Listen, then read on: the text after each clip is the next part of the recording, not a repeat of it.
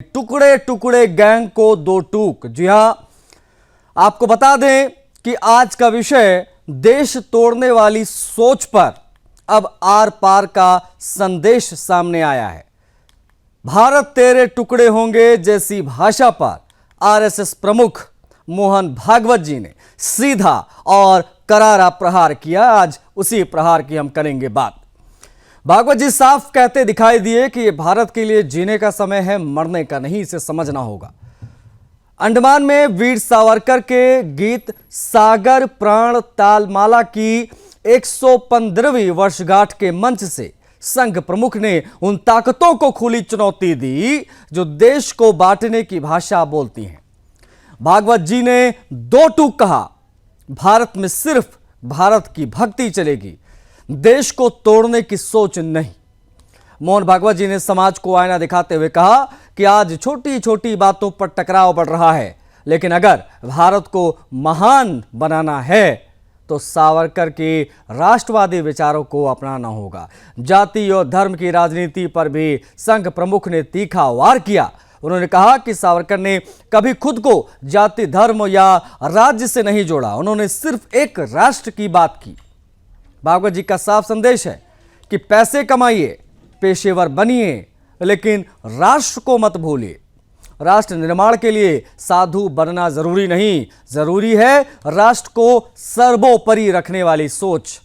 उन्होंने स्वार्थ छोड़ने की अपील करते हुए कहा कि तभी सावरकर का सपना पूरा होगा, भारत विश्वगुरु बनेगा। देश के लिए वही दर्द महसूस करना होगा जो सावरकर ने महसूस किए थे। कार्यक्रम के दौरान अंडमान के बेओदनाबाद में वीर सावरकर की मूर्ति का अनावरण किया गया। इस ऐतिहासिक मौके पर गृह मंत्री अमित शाह, केंद्रीय मंत्री, कलाकार, बुद्धिजीवी वर्ग के लोग मौजूद रहे। कुल मिलाकर संदेश बिल्कुल साफ वहां से दिया गया, भारत टूटेगा नहीं, भारत जिएगा और भारत आगे बढ़ेगा। क्या कहा इस दौरान मोहन भागवत जी ने, दिखा देते हैं आपको। ये हमारे अपने देश में हमारे अपने देश की ही भक्ति होनी चाहिए। यहां तेरे टुकड़े हो वाली भाषा होनी ही नहीं चाहिए। ये कैसे होता है हमारे होते हुए? पूरा भारत देश हम उसको एक मानकर, एक राष्ट्र मानकर चले हैं। संविधान भी अपना यही कहता है। तो इस भारत में छोटी छोटी बातों को लेकर आपस में अलगाव, टकराव कैसे होता है? ये हमारे अपने देश में हमारे अपने देश की ही भक्ति होनी चाहिए। यहां तेरे टुकड़े हो वाली भाषा होनी ही नहीं चाहिए। ये कैसे होता है हमारे होते हुए? पूरा भारत देश हम उसको एक मानकर, एक राष्ट्र मानकर चले हैं। संविधान भी अपना यही कहता है। तो इस भारत में छोटी छोटी बातों को लेकर आपस में अलगाव, टकराव कैसे होता है? ये हमारे अपने। तो वीर सावरकर के राष्ट्रवादी विचारों की बात करते हुए मोहन भागवत जी ने क्या कहा वो बहुत स्पष्ट रूप से आप समझ लीजिए। कड़ा संदेश उन्होंने दिया। भारत तेरे टुकड़े होंगे कहने वाले लोगों को संदेश दे दिया बहुत स्पष्ट तौर पर मोहन भागवत जी ने। देश को हर विचारधारा से ऊपर रखना होगा, ये बात भी उन्होंने अपने संबोधन में कही। सावरकर की देशभक्ति आज भी राष्ट्र के लिए मार्गदर्शक है। अपने ही देश की भक्ति सबसे ज़रूरी है। छोटी छोटी बातों पर समाज को नहीं बंटना चाहिए। महान भारत के लिए सावरकर के संदेश को अपनाना होगा। ये बात अंडमान में कहते नजर आए जब संबोधित कर रहे थे मोहन भागवत जी। सावरकर ने कभी खुद को जाति या राज्य से नहीं जोड़ा। उन्होंने बहुत स्पष्ट किया, आपको जिस भी फील्ड में जाना है आप जाइए, जितना पैसा कमाना है कमाइए, पेशेवर बनिए, लेकिन राष्ट्र सर्वोपरि वाला भाव बहुत आवश्यक है। राष्ट्र को ना भूलें, ये उससे भी ज़्यादा आवश्यक है। मोहन भागवत वही संदेश देते दिखाई दिए। हर काम में राष्ट्र सर्वोपरि होना, ये कहते दिखाई दिए मोहन भागवत जी। स्वार्थ छोड़ने की बात भी उन्होंने की। बिना स्वार्थ देश के लिए काम करने की आवश्यकता है। सावरकर जैसा दर्द और समर्पण महसूस करना होगा अगर भारत को विश्वगुरु बनते हुए आप देखना चाहते हैं। राष्ट्र विरोधी भाषा स्वीकार नहीं होनी चाहिए। आपको बता दें अंडमान में वीर सावरकर की भव्य मूर्ति का अनावरण का भी कार्यक्रम रहा। इस दौरान अमित शाह समेत कई दिग्गज मौजूद रहे जब मोहन भागवत जी संबोधित कर रहे थे। आपको बता दें जो दो टूक कहा है मोहन भागवत जी ने, आज हम उसी पर बात कर रहे हैं। स्क्रीन पर आप देख सकते हैं गौरव मिश्रा, प्रवक्ता भारतीय जनता पार्टी के हमारे साथ कनेक्ट हैं। प्रियदर्शी रंजन जी हैं हमारे साथ, राजनीतिक विश्लेषक हैं, आपका भी बहुत स्वागत है। और कांग्रेस पार्टी के जो प्रवक्ता हैं हर्षद शर्मा, उनका हम इंतजार करें, कुछ ही पलों में वो जुड़ जाएंगे, उनसे भी हम बातचीत करेंगे। गौरव जी, सावरकर जी के राष्ट्रवादी विचारों को अपनाने की बात मोहन भागवत जी ने अपने संबोधन में कही है। अब मैं आपसे समझना चाहूंगा, जाति और धर्म की राजनीति से उठकर राष्ट्र को सर्वोपरि रखने वाला रोडमैप क्या रहेगा, बता दीजिए आज तमाम दर्शकों को। जो कहना चाह रहे थे मोहन भागवत जी, मैं चाहूंगा कि वो रोडमैप आप जरूर तमाम लोगों के सामने रखें। देखिए आशीष जी, मोहन भागवत जी का कहना बहुत स्पष्ट और साफ है। देश के सभी वर्ग, सभी समुदाय, सभी धर्म, पंथ, हर प्रकार के मानने वाले लोगों के लिए संदेश है। क्योंकि देश देखिए चलता है एकजुटता से, और भारत माता पर और भारत पर जो आक्रांताओं की त्रासदी रही है वो 1000 वर्षों की रही है। कहीं टुकड़े टुकड़े में हम जरूर आजाद हुए, कभी उनको खदेड़ा भी दूर तक, लेकिन बार बार यह आक्रमणों ने भारत की आत्मा को हमेशा खंडित करने का काम किया। तो उसमें जो एक राष्ट्रीय चरित्र होता है ना, जो नेशनल कैरेक्टर होता है, उसका सर्वथा अभाव रहा। और कहीं ना कहीं लोग कंप्रोमाइज करते रहे, समझौते करते रहे, राष्ट्रीय हितों से भी समझौते करते रहे। उसके कारण से बहुत सी ऐसी प्रवृत्तियां जन्म ले ली जिसने देश का सर्वथा नुकसान किया। चाहे वर्तमान में आप उसको भ्रष्टाचार से ले लें या जो तमाम पकड़े जाते हैं देशद्रोही गतिविधियों में उनसे ले लें। उनका सीधा तात्पर्य ये था कि जिस क्षेत्र में आप काम कर रहे हैं, चाहे जो भी काम कर रहे हो, उसमें राष्ट्र के प्रति आपका क्या योगदान है, उसका कंट्रीब्यूशन क्या है, उसके प्रति आपका संकल्प रहे। वो संकल्प कहीं ना कहीं जब सिद्ध होता है तो राष्ट्र मजबूत होता है, राष्ट्र प्रथम की भावना मजबूत होती है। और किसी वर्ग विशेष को डराने धमकाने इस तरह का उनका उद्देश्य नहीं है, आशय नहीं है, बल्कि यह है कि स्वतंत्र भारत में भी भारत तेरे टुकड़े होंगे की जो ये प्रवृत्ति है, ये जो विचार है, ये जो जन्म ले रहा है, उसके जन्म में मट्ठा डालने की आवश्यकता है। और स्वाभाविक है जब राष्ट्रीय चरित्र का निर्माण होगा, जैसे सुदर्शन चैनल अपने राष्ट्रीय चरित्र के लिए जाना जाता है, जब कोई इस तरह की बातें नहीं करता था तो सुदर्शन चैनल डंके की चोट पे इस बात को समाज के सामने रखता था। तो लोग सोचते थे कि अरे इसकी कैसे हिम्मत हो रही है। तो उन परिस्थितियों में आपने जिस तरीके से अलग जगा करके रखी, तो आज तो भारत एक ताकतवर भारत है, एक ताकतवर मुल्क है। और देश के हर व्यक्ति को, चाहे हिंदू हो, मुसलमान हो, सिख हो, ईसाई हो, उसको अपने देश पर गर्व होना चाहिए और देश के प्रति समर्पित होना चाहिए, न कि ऐसे विचारधाराओं को खाद पानी देना चाहिए जिससे भारत के टुकड़े होने की संभावना मात्र भी आने वाले हजारों वर्ष तक हो। उसको तो जीना इस देश के लिए है, खपना इस देश के लिए है, मरने की कोई आवश्यकता नहीं है। ऐसा उनका आशय है मोहन भागवत जी का। मुझे लगता है कि इससे इतर जाकर के किसी प्रकार का विश्लेषण करना और उसको धार्मिक या सांप्रदायिक चश्मे से कम या ज्यादा करके आंकना, ये बहुत मुझे लगता है कि हल्का विश्लेषण हो जाएगा। भारत तेरे टुकड़े होंगे वाली भाषा देश में नहीं चलेगी, ये बात भी बहुत स्पष्ट की है मोहन भागवत जी ने। इस पर हम और डीपली चर्चा करेंगे, प्रियदर्शी रंजन से भी बतौर एक राजनीतिक विश्लेषक हम समझने की कोशिश करेंगे। रंजन जी, मोहन भागवत जी का ये बयान एक वैचारिक संदेश है या 2025 में आज के प्रदेश में राजनीति में राष्ट्रवाद का कोई नया फ्रंट खोलने की तैयारी है और उसकी झलक दिख गई है? रंजन जी, दोनों चीजें जो आप कह रहे हैं, दोनों चीजें राजनीति को नए तरीके से परिभाषित करने की कोशिश भी मोहन भागवत जी की ओर से की गई है और बदली हुई परिस्थितियों में ये बदला बयान। पहले राष्ट्रवाद, आजादी के समय जो राष्ट्रवाद था उसमें क्या होता था, उसमें बलि दी जाती, आहुति दी जाती थी, यानी मरने की बात होती थी। अंग्रेजों से हम कमजोर थे ना, तभी तो हम मरने की बात करते थे। अब क्या है, जब आजाद मुल्क है तो इसमें हम जिएंगे, ये जीने के लिए देश बना है अब हमारे लिए। तो मोहन भागवत उस कड़ी को आगे बढ़ा रहे हैं, यानी पहले हम मरे आजादी के आंदोलन में, अब ये देश बन करके बेहतर मुल्क के तौर पर तैयार हुआ है, बेहतर देश तैयार हुआ है, तो अब हम यहां जिएंगे और देश के लिए जी।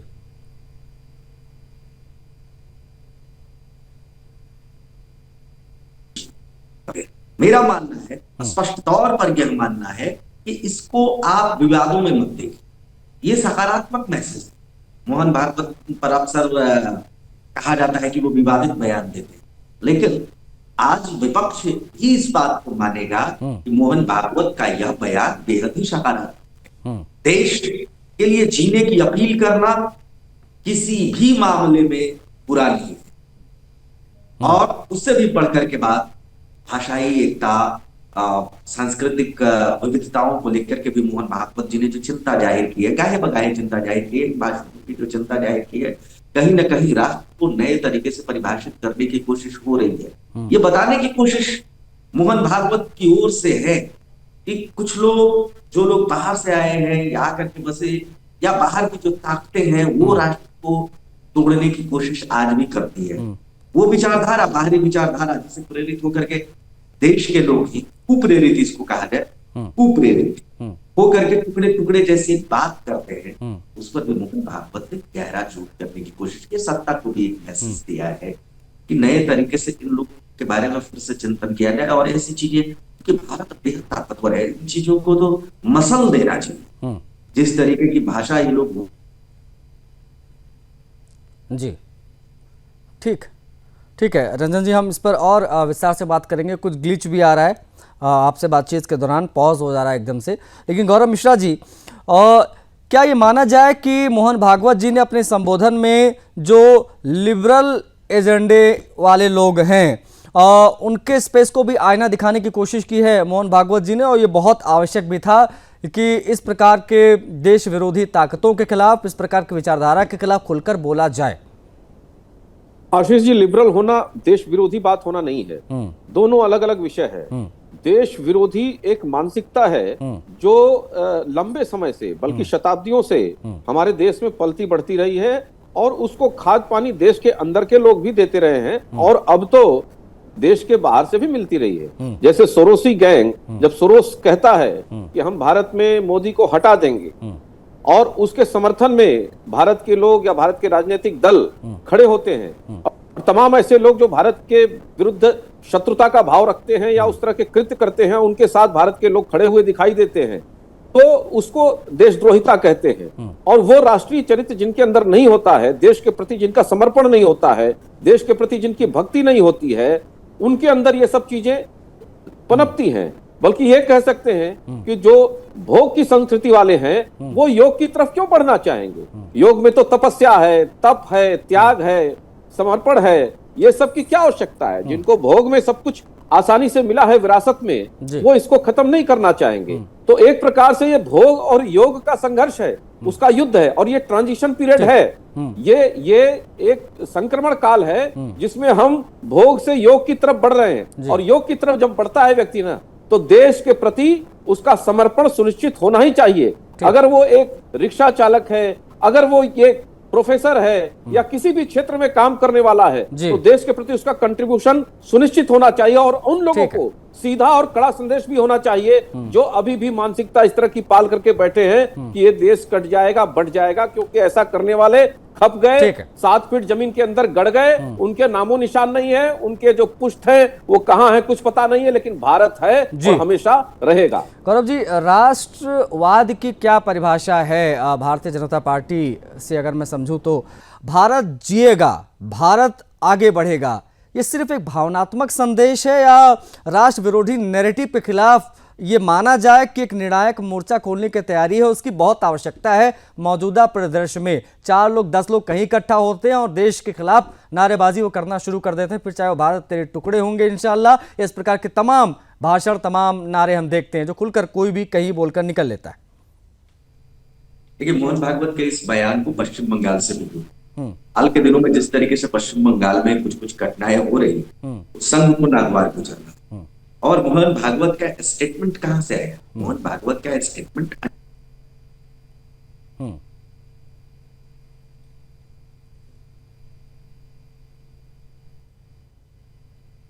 आवाज नहीं आ रही। क्या क्या करने की कोशिश हुई, उन तमाम लोगों को भी एक मैसेज देने की, पश्चिम बंगाल में उस तरीके के जो ताकतें हैं उनको भी एक मैसेज देने की कोशिश की जा रही है कि ये टुकड़े टुकड़े वाला हिसाब किताब नहीं चलेगा भाई।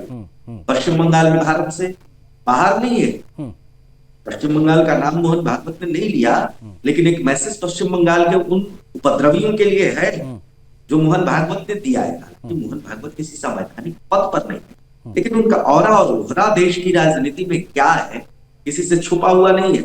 तो ये मैसेज किसकी उपस्थिति में मोहन भागवत ये बात कह रहे हैं, ठीक, ये भी समझने वाली बात है, गौर करने वाली बात। ठीक है रंजन जी, आप बनी रहेगा।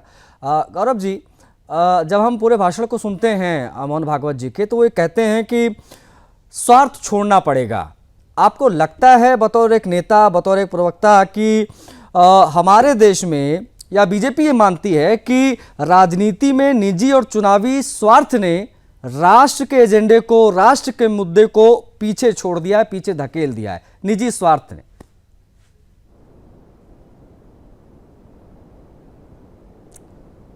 आपकी आवाज नहीं आ रही सर, एक बार अनम्यूट कर लीजिएगा प्लीज। आशीष जी, मेरी आवाज आ रही है? जी, अब आपकी आवाज आ रही है सर। जी आशीष जी, देखिए ये विषय बहुत बड़ा है, लेकिन इसको अगर संक्षेप में हम कहें तो निश्चित रूप से लोकतांत्रिक व्यवस्था में सत्ता को बनाए रखने या सत्ता को पाने के लिए बहुत सारे समझौते, बहुत सारे कॉम्प्रोमाइज होते हैं, जिसमें कहीं ना कहीं राष्ट्रहित प्रभावित हो जाता है, पीछे छूट जाता है। भारतीय जनता पार्टी का जो राष्ट्रवाद है वो निजी हित से प्रेरित नहीं है।